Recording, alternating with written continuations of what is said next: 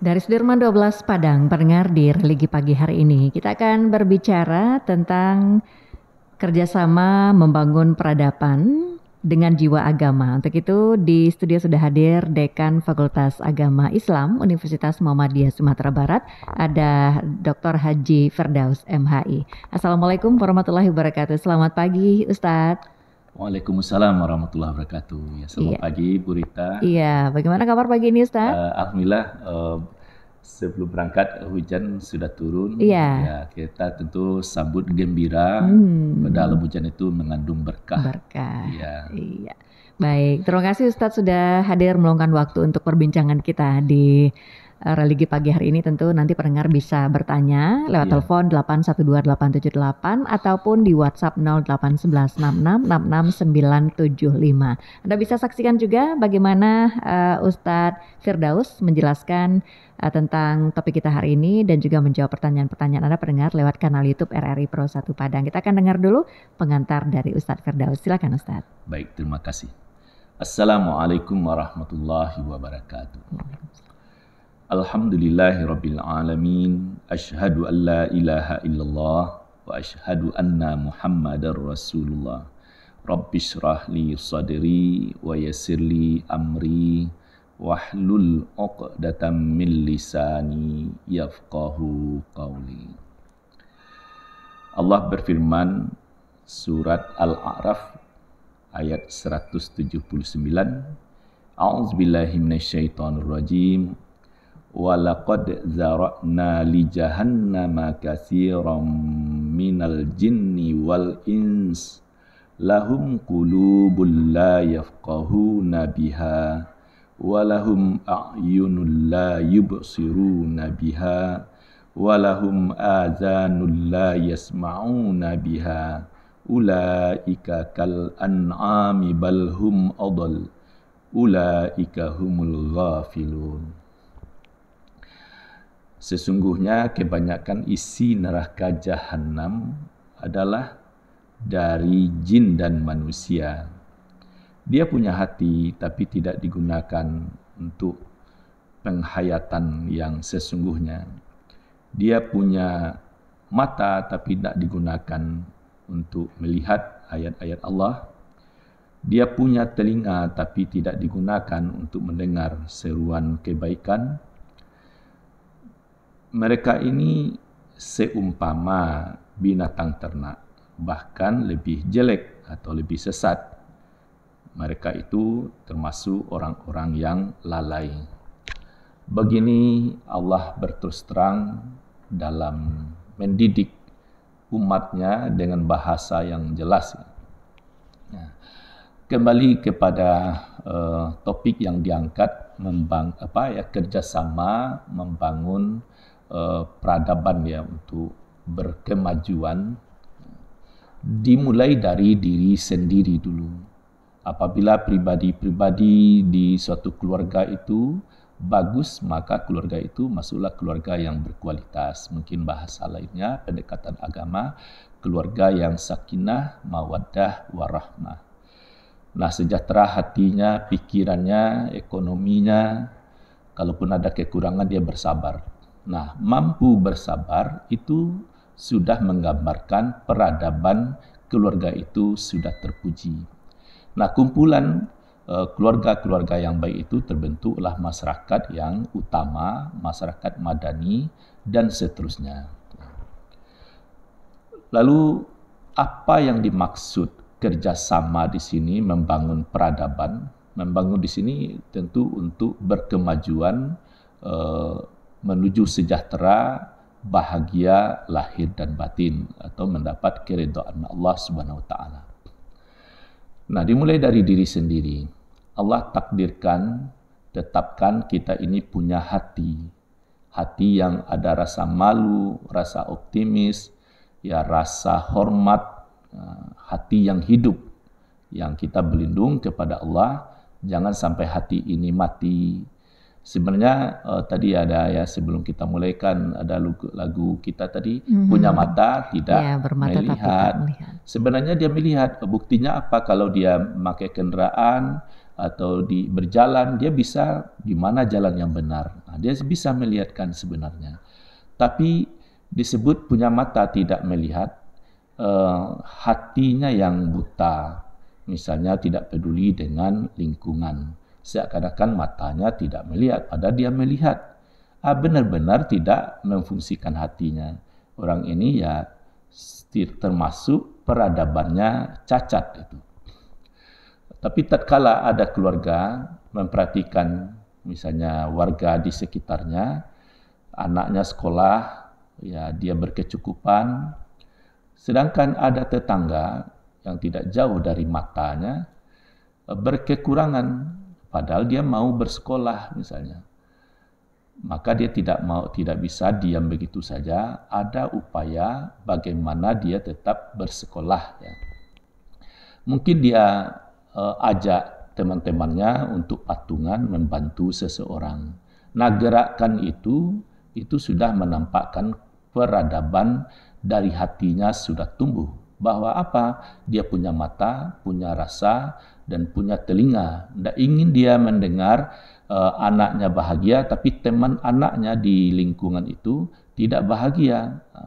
Hatinya sudah langsung mendengar betapa mengeluhnya usia yang butuh pendidikan, terputus pendidikannya. Nah, kemudian lebih besar lagi membangun peradaban kerjasama. Ya. Negeri kita yang elok ini, Indonesia tercinta, bagaimana bisa mewujudkan peradaban di negeri ini? Tentu dengan pemerintahan yang baik. Itu pemerintah tentu juga sudah punya visi misi, didukung oleh organisasi-organisasi atau ormas organisasi masyarakat, termasuk ormas agama. Nah, karena kita bicara tentang jiwa agama, saya coba lihat kerjasama ormas di Indonesia, ormas Islam, itu sudah terbangun kerjasama yang baik ya. Karena masing-masing punya semboyan, masing-masing punya ciri khas, tapi tidak ada satu ormas Islam pun menuju keburukan, semuanya menuju kebaikan dengan metode masing-masing. Nah, karena saya adalah kader Muhammadiyah, tentu saya banyak tahu, banyak pun juga tidak ya, tapi paling tidak tahulah bagaimana di Muhammadiyah dengan semboyannya fastabiqul khairat, berlomba-lomba dalam kebaikan. Nah, berlomba-lomba untuk dalam kebaikan juga dimaknai berlomba-lomba menjadi terbaik di antara yang baik-baik. Nah, ini suatu peradaban yang harus dibangun. Kalau sekedar menjadi orang baik, tidaklah terlalu sulit. Mandi, bersih badan, berpakaian rapi, itu sudah baik. Elok-elok dengan tetangga, itu sudah baik. Suka membantu, itu sudah baik. Tapi bagaimana menjadi terbaik di antara yang baik-baik? Ini adalah peradaban yang bagus.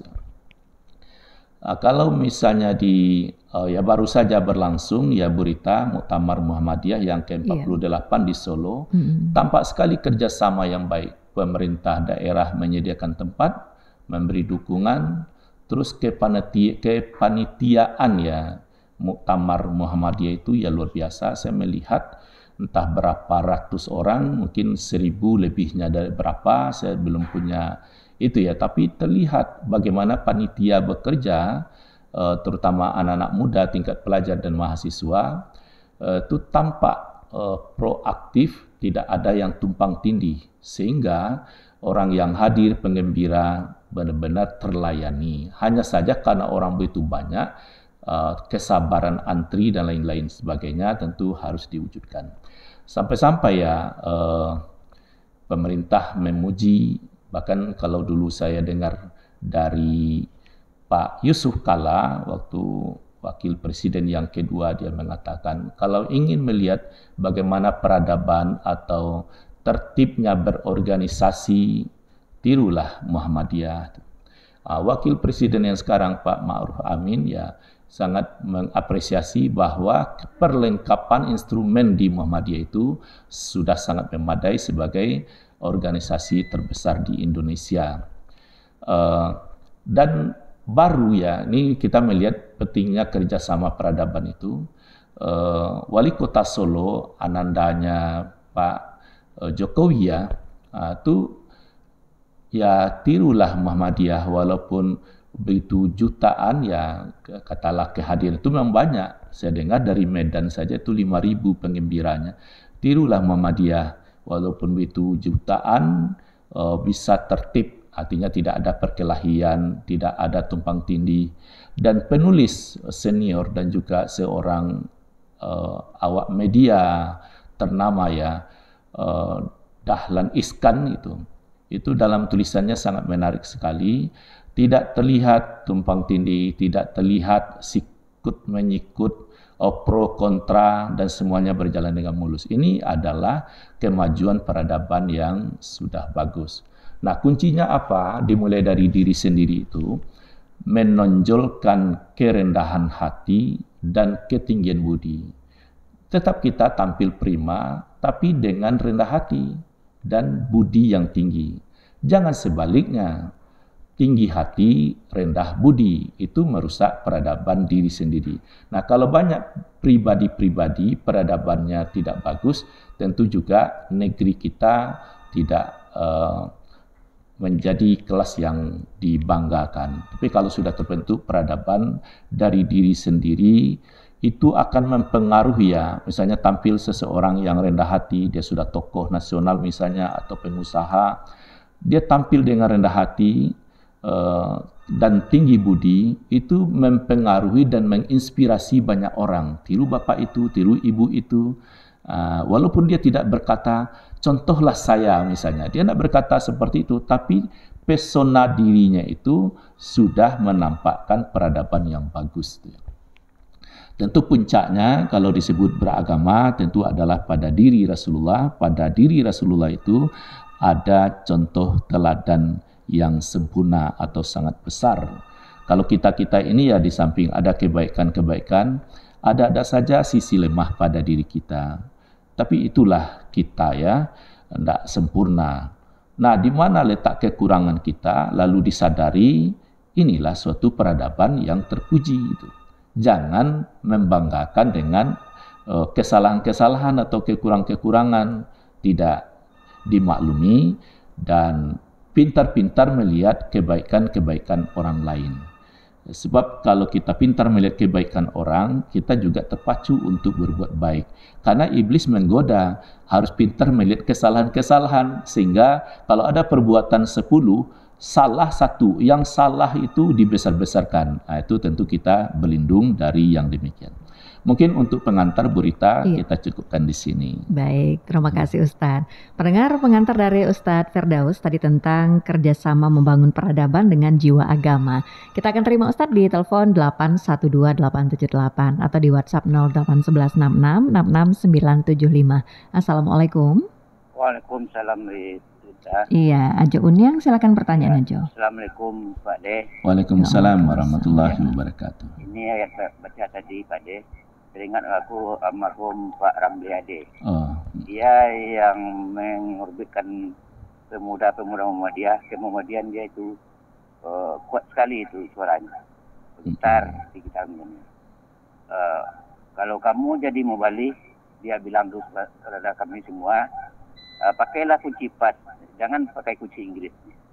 Ini kunci pas ya. Iya, kunci pas ini suratnya baca tadi, walaqad zara'na li jahannam katsiran minal jin wa in lahum qulubu la yafqahuna biha. Ini kan neraka itu dipenuhkan manusia dan jin. Nah, jadi pembakarannya itu batu dan sama surat yang tadi Al-Baqarah, innal ladzina kafaru sawa'un 'alaihim anzartahum am lam tunzirhum la yu'minun. Jadi ini bergantung kepada mata, hati, dan telinga. Di sama saja dia, tidak ada arti dibilang apa, tidak tahu. Yang ini saya minta pada Pak De, bagaimanakah kita istiqomah dengan hati kita ini? Yaitu Mbut Kanaldo, Bu Yazaz, Pak Haji Darwas, Ramli Ade, itu ulama-ulama yang bagus semua itu di waktu aku di Muhammadiyah dulu itu ya. Buya Baik. Zat, Buya Zul, Buya Almani, guru Harun Pak Almani, Ade ini, ya. Almani ini Ali Isab. Baik, terima kasih Saya Ajo. minta keterangan Pade dari Ajo Uniang di Penusunan Gadut. Iya. Assalamualaikum warahmatullahi wabarakatuh. Waalaikumsalam warahmatullahi wabarakatuh. Ajo Uniang untuk penelpon pertama kita di Religi Pagi. Silakan Ustaz.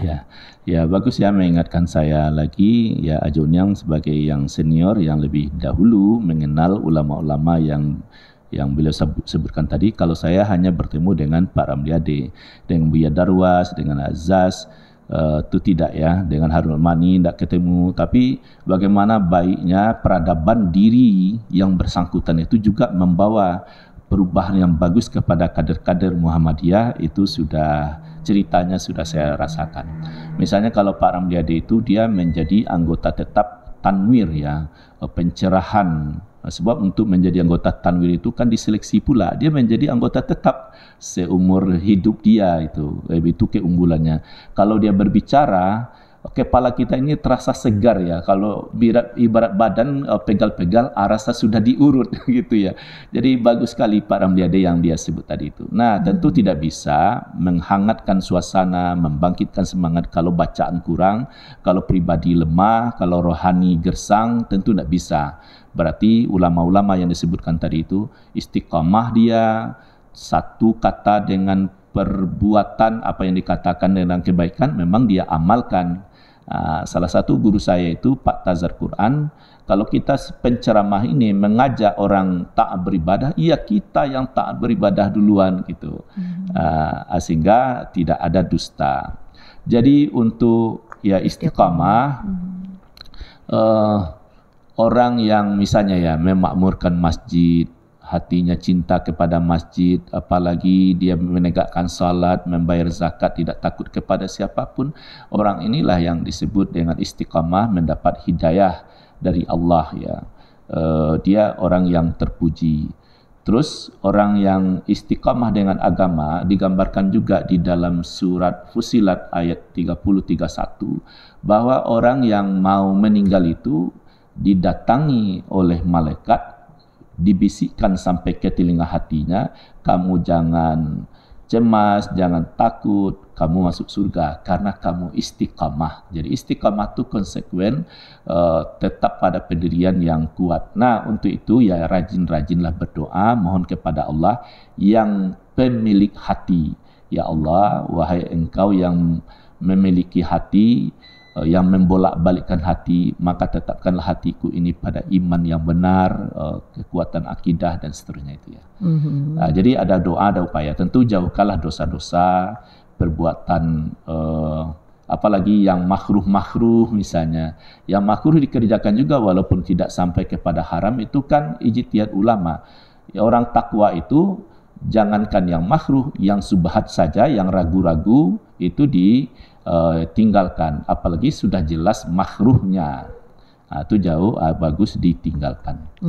Moga-moga takwa, moga-moga istiqamah. Baik, terima kasih Ustadz dan pendengar silakan kembali di 812-878. Kita ke WhatsApp Ustadz. Assalamualaikum Ustadz, dari Pak Siwar di Pasaman. Membangun masyarakat dengan nuansa agama, tapi sekarang agama itu seolah dibentrok-bentrokkan dengan peradaban masyarakat. Bagaimana itu pendapat Ustadz? Silakan. Ini ada misalnya teroris, intoleransi dan lain sebagainya.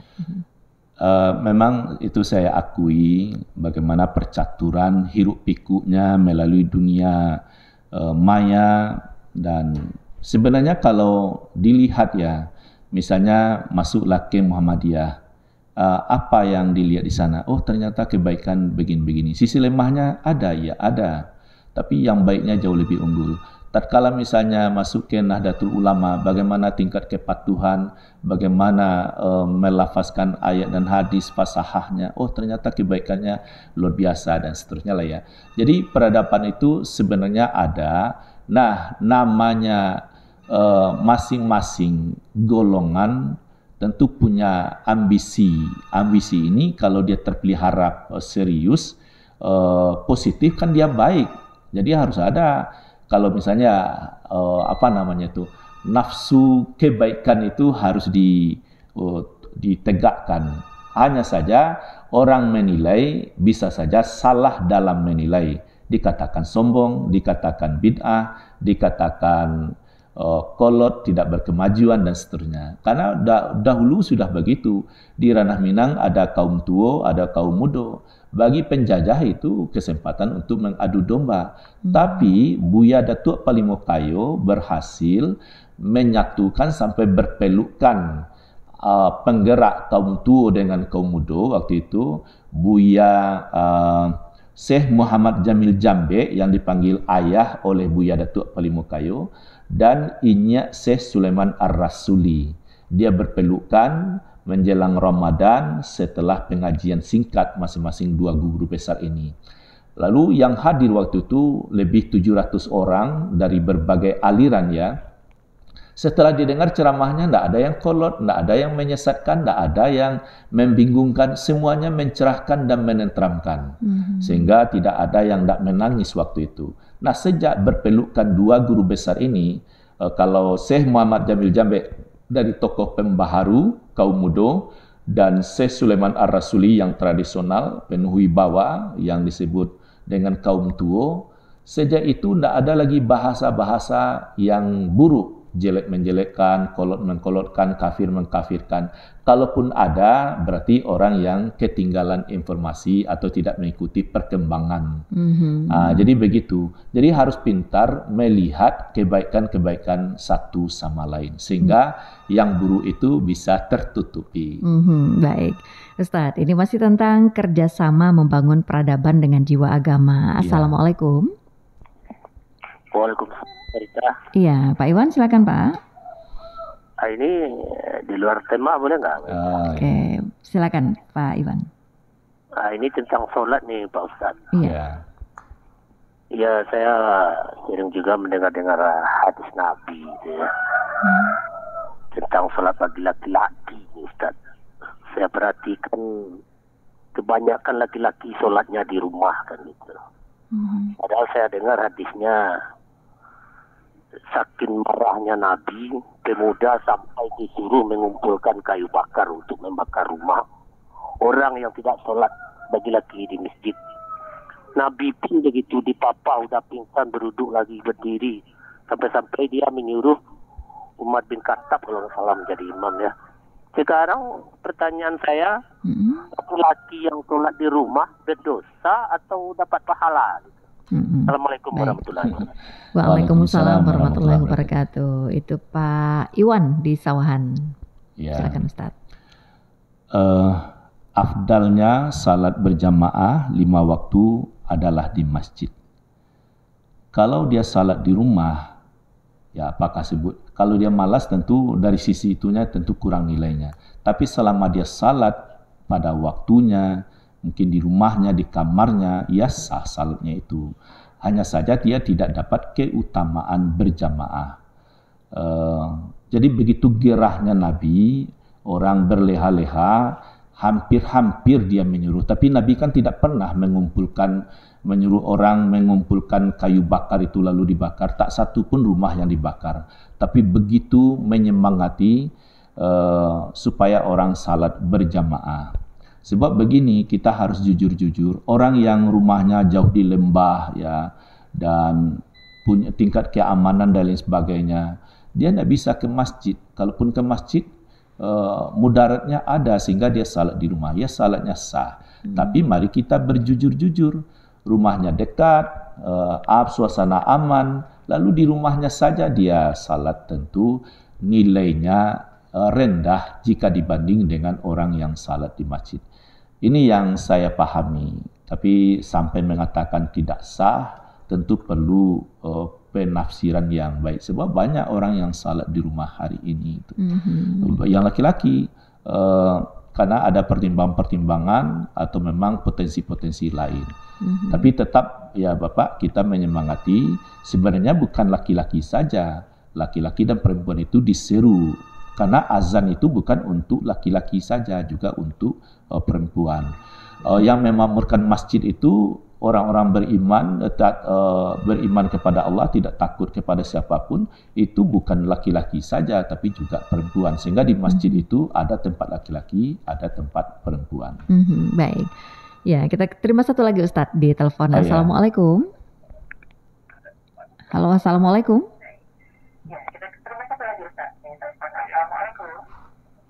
Waalaikumsalam. Iya, silakan Pak Ilyas. Waalaikumsalam. Iya, silakan pertanyaannya Pak. Waalaikumsalam.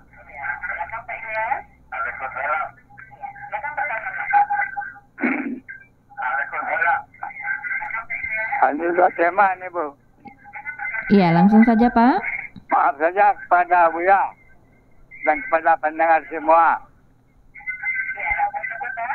Juga saya ditinggalkan pada ulama tempoh hari.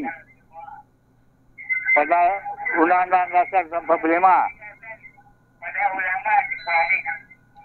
Itu Pak Hatta, Pak Haji Salim dan kawan-kawannya. Kalau begitu kita hidupkan ke bagaimana? Apakah cukup jelas Ustaz? Oke, Pak Ilyas, mohon maaf Pak, agak kurang jelas. Hari Ahad itu Ya, langsung ke pertanyaan saja Pak Ilyas. belajar agama anak-anak.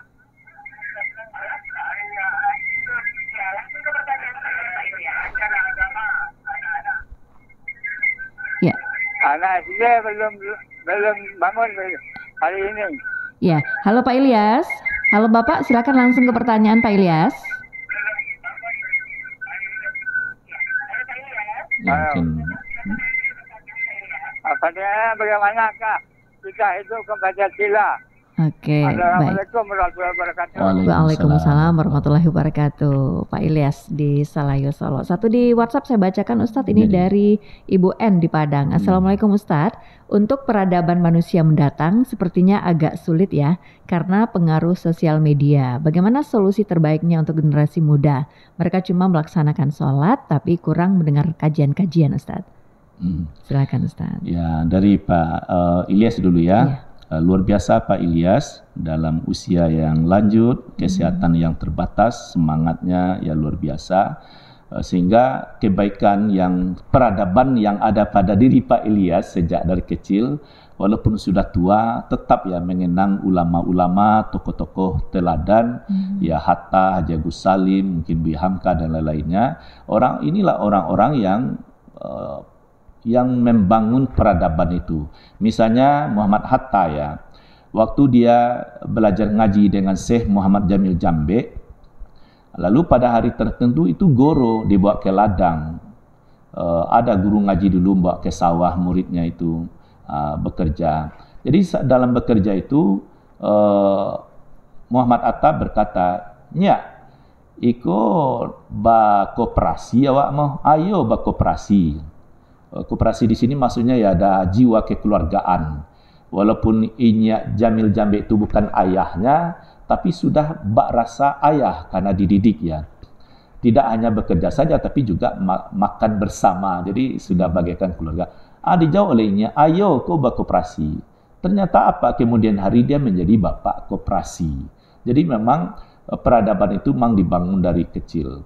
Tapi apapun yang disebut oleh Pak Ilyas, kita maklumlah, dia ingin kembali bagaimana jiwa agama, semangat beragama pada usia anak-anak masa dulu itu juga dikembalikan. Tapi kita lihat ya, pemerintah sudah ada. Baru-baru ini kita akan dialog tentang wirid remaja dan seterusnya. Adalah upaya. Jika dibanding ini, maaf ya, kita kan banyak provinsi di Indonesia. Agaknya provinsi Sumatera Barat peduli agama, bagaimana sistem, agaknya kita sudah termasuk yang bagus. Sehingga kader-kader, ustadz-ustadz, mahasiswa yang belajar di Kota Padang, mungkin di Bukit Tinggi, Batu Sangkar, ya mana lagi. Kalau dia merantau atau kembali ke kampung halamannya, dia menjadi penggerak. Misalnya didikan subuh, wirid remaja. Ada yang mana ini? Mendapat ide dari Sumatera Barat. Dan ada sekarang kan masjid yang terkenal itu Joko Karian ya, yang di Jawa Tengah, ya di Jogja itu, yang kas masjidnya selalu 0-0 padahal uang banyak karena selalu diapakan. Ternyata inspirasinya dari guru ngajinya orang Minang itu. Jadi ya inspirasi di Ranah Minang sampai dulu Gus Dur waktu dia hadir di Kota Padang. Bagi saya Ranah Minang adalah inspirasi yang tidak habis-habisnya gitu.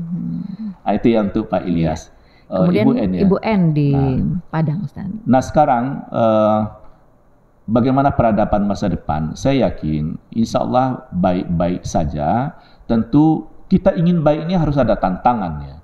Tantangan media sosial kah? Tapi ingat di balik tantangan media sosial kebaikan juga banyak. Sehingga saya usia ini dulu orang sebut dengan TikTok dan YouTube, ya saya harus isi. Jadi sekarang konten-konten saya ya ada sifat informasi, berita pendek, ada saya juga isi di TikTok itu ya, sehingga ya penontonnya ya lumayan lah. Tersampaikan juga. Jadi nanti bermunculan rumah tahfiz pada anak pada usia dini sudah hafal mengalahkan kakek neneknya ya, itu peradaban yang luar biasa. Nah, mari kita cerdas melihat kebaikan yang ada sekarang. Nanti kalau kebaikan ini kita lihat, kita apresiasi, kita syukuri, Allah berjanji akan menambah yang lebih baik lagi. Tapi hati-hati, peradaban sudah buruk pada diri, lalu berpersangka buruk, ini media begitu dan lain sebagainya, ya jadi buruklah dia. Saya rasa itu, jadi Bu En, kita tetap optimis, insya Allah anak cucu kita ke depan baik-baik saja. Pokoknya kita buat yang terbaik pada diri kita dan keluarga. Moga-moga dia tumbuh kembang di kemudian hari. Baik, satu lagi di telepon ya Ustaz. Boleh. Assalamualaikum. Waalaikumsalam Mbak. Iya, dengan siapa di mana Pak? Dengan Pak Arbet di Lubuk Pak Buaya. Arbet di Lubuk Buaya. Ya, orang yang dirindukan ini ya, udah lama. Iya, jarang di udara nih kita sekarang bersama Pak Arbet. Silakan Pak. Terima kasih Mbak. Assalamualaikum Pak Dekan. Waalaikumsalam warahmatullahi wabarakatuh. Kalau bicara peradaban, saya sudah belakang ikuti tadi. Sepertinya kata Rasulullah sebaik-baik zaman adalah zamanku, kemudian sesudahku, kemudian sesudahku. Berarti sebenarnya kita tidak harus terlalu meratapi kalau peradaban atau akhlak itu memang menggerus sampai ke ujung akhir zaman. Apa memang benar begitu bagaimananya Pak Dekan? Assalamualaikum warahmatullahi wabarakatuh. Waalaikumsalam warahmatullahi wabarakatuh. Silakan Ustaz. Ya, karena saya tidak ahli hadis dan pencermatan saya juga tidak ahli tafsir, jadi terbatas dalam memahami. Tapi paling tidak menangkap bahasa-bahasa guru. Hati-hati dengan pemahaman makna. Kalau dipahami apa adanya ya kita kecewa. Jadi pantaslah kita hiruk pikuk. Sekarang kita kan sudah jauh dari zaman Nabi. Yang terbaik itu kan di zaman Nabi. Tidak dipahami seperti itu. Memang ya orang yang terbaik itu kalau dia bertemu dengan Nabi baik di sisi itunya iya. Terus sesudahnya kan masih belum jauh dari Nabi, masih bisa dikatakan benarkah kamu lihat Nabi itu? Iya benar. Kalau kita sekarang kan tidak. Tapi tantangannya kan berbeda-beda. Dan satu sisi juga yang dikatakan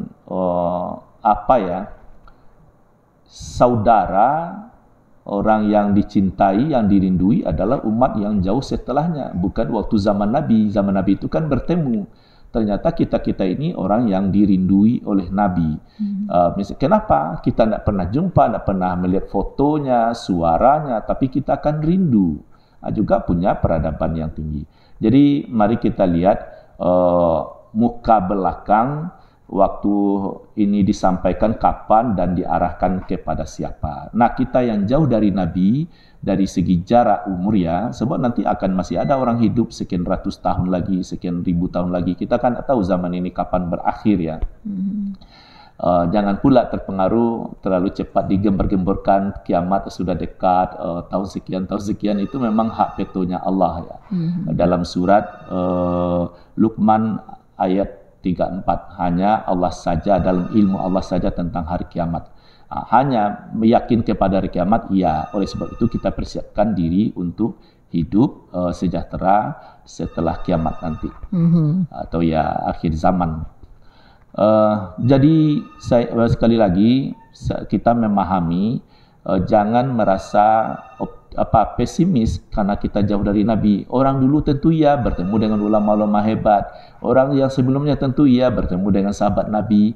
Sebelumnya itu tentu ya langsung bertemu dengan Nabi. Padahal bagaimana rumitnya hidup di zaman Nabi itu ya luar biasa. Nah sekarang bagaimana kemudahan fasilitas beragama itu luar biasa. Ini adalah satu kebaikan, kemajuan peradaban. Nah, oleh sebab itu, mau baik atau buruk, itu kan terpulang kepada diri kita. Memang lingkungan tentu juga sangat mempengaruhi. Tapi ingat pula ya, filosofi belut itu hidup dalam lumpur. Nah, kiri kanannya, atas bawahnya itu ya lumpur. Dia bergelimang di lumpur, tapi dia tetap belut yang licin. Kalau memang keluar dari belut itu dia tetap menarik sebagai belut. Nah, tentu kita tidak ingin hidup berlumpur itu. Kita kan membangun peradaban bagaimana lingkungan bersih.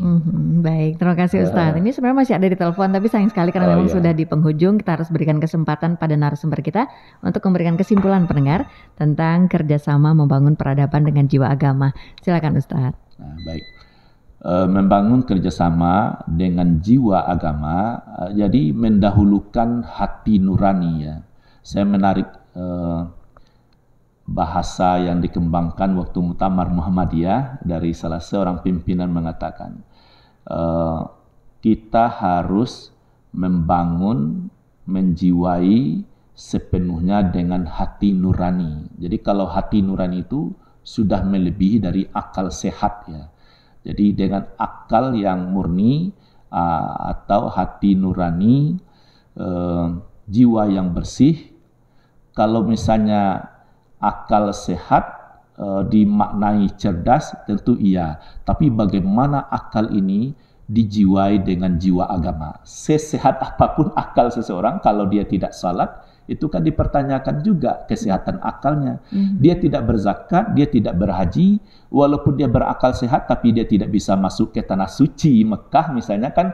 Yang bisa masuk ke tanah suci Mekah dan Madinah itu kan orang yang muslim. Karena orang yang muslim itu dia dipandang suci ya dalam jiwa agama. Jadi oleh sebab itu, mari kita bangun negeri ini dengan jiwa agama. Jiwa agama apa itu? Prasangka baik, doa mendoakan, membuka pintu maaf setinggi-tingginya, terus berkontribusi sesuai dengan potensi yang kita miliki. Silakan guru, silakan ekonom, silakan politisi ya sekarang ya. Nah, kalau politikus itu kan dekat dengan kata-kata tikus. Jadi sekarang politisi itu bagus sekali lah menurut saya. Itu kan suatu peradaban juga. Mungkin itu Bu Rita. Iya, mari kita bangun peradaban ini dengan taat kepada Allah Subhanahu wa taala. Baik, terima kasih Ustadz sudah bersama di Religi Pagi hari ini. Dan tadi juga ada beberapa pendengar yang bergabung, Ajo Uniang, ada Pak Siwar juga di Pasaman, Pak Iwan di Sawahan, Pak Ilyas di Selayu Solo, Pak Arbet juga di Lubuk Buaya. Tadi bersama dengan kita di Religi Pagi ada Dekan Fakultas Agama Islam Universitas Muhammadiyah Sumatera Barat, Dr. Haji Firdaus MHI. Selamat beraktivitas kembali Ustadz. Assalamualaikum warahmatullahi wabarakatuh. Warahmatullahi wabarakatuh. Ya, pendengar, untuk selanjutnya kita akan segera jelang tepat pukul 6 waktu Indonesia Barat. Saatnya saya akan segera sampaikan Warta Berita Daerah. Tetap di sini di Pro 1 RRI Padang, Kanal Inspirasi. Kanal Inspirasi.